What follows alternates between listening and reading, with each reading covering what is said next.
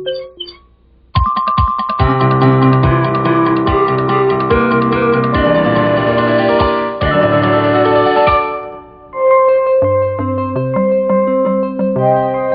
what is this? If you said plate glass, you're out of date.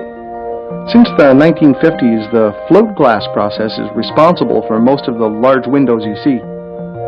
This is AFG glass in Scarborough, Ontario. Float glass starts out like all window glass, as silica sand, soda ash, dolomite, limestone, and a couple of other earthy ingredients. Glass that's broken during the manufacturing process is added too. The carefully mixed ingredients are called frit. The frit is fed slowly into one end of a huge furnace and gradually blends into the sea of molten glass inside. The added broken glass actually melts at a lower temperature than any of its parts. This speeds up the melting process and saves energy.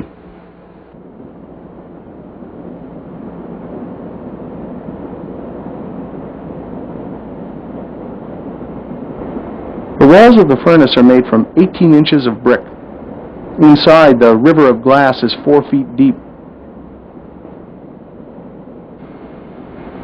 This thing that looks like a video camera is actually a pyrometer, measuring the temperature of the furnace. It's about 1600 degrees Celsius in there, at the hottest part.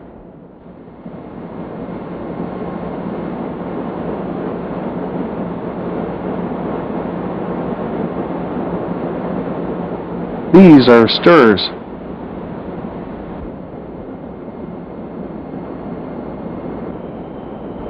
From the furnace, the molten glass flows to the float part of the process. Glass is slowly and continuously poured onto a pool of molten tin. Floating the glass on molten tin is a tricky process, but it has its rewards.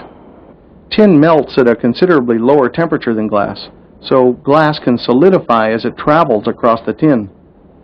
At the end of the float bath, perfectly flat, fire-polished glass will come out in one wide, continuous ribbon. This method of making window glass has all other methods beat, hands down. The top side of the ribbon is covered in a blanket of hydrogen and nitrogen. This is to prevent the hot tin from oxidizing.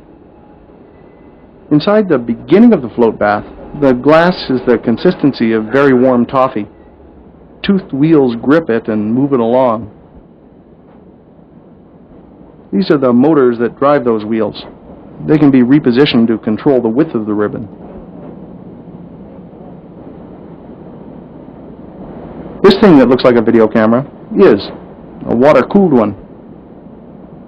The control room not only controls the entire process, it gets a great view of it, thanks to the water-cooled cameras here and there. This one's looking back towards the beginning of the furnace. Every 20 minutes, the furnace changes its firing direction to keep the heat evenly distributed. This would look great in color. These are the gripping wheels. Officially, they're called attenuators. The attenuators are running at a slight angle to the ribbon, pulling it out to its final width. This chart is recording the exact width of the ribbon. A couple of hours before we got there, the ribbon width had been changed. The chart accentuates minor variations. The glass ribbon leaving the float chamber is solid enough to travel on rollers without being marked.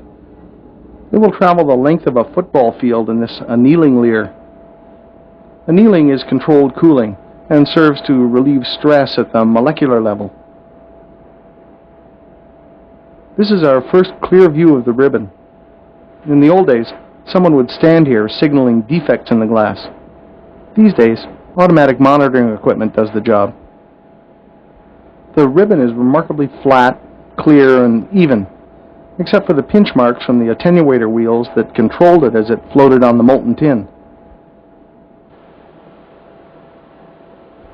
You'll be pleased to know that your windows are now washed at the factory. Too bad they don't stay washed.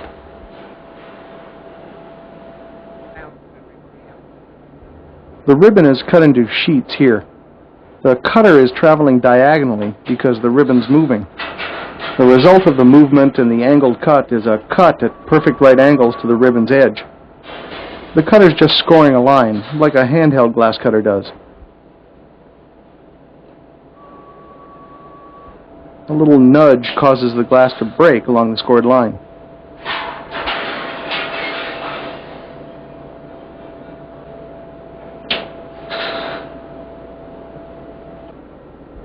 The pinched edges are cut off next. Most of us are conditioned to hear the sound of breaking glass and say, "Uh-oh." It took us a while to stop jumping every time an edge was trimmed. It sort of sounded like the Little League practicing in front of a store window. Broken glass goes back to the furnace. After being cut and trimmed, the sheets are finished. No further polishing or treatments required. Sheets of glass with small defects are, well, back to the furnace.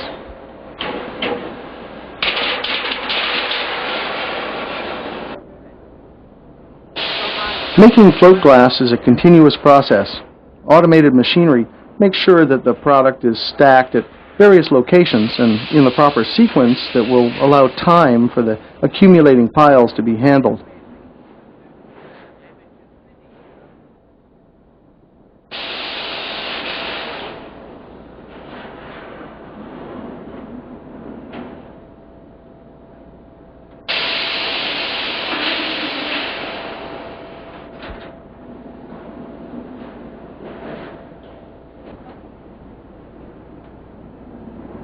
One handy accessory for a float glass operation is a big warehouse. It's a big job to stop the process and restart it, so you make glass. When the construction industry goes through one of its periodic slowdowns, you store glass. Glass that's inadvertently damaged in handling gets, well, get a load of this.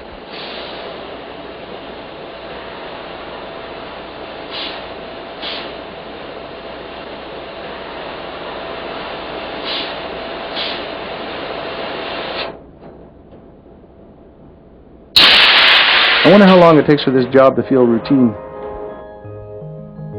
From the warehouse, these sheets will go to various manufacturers to be made into everything from mirrors to double-glazed windows. Acme thanks AFG Glass for a great visit. If you'd like to show your appreciation to them, send the kids outside to play baseball.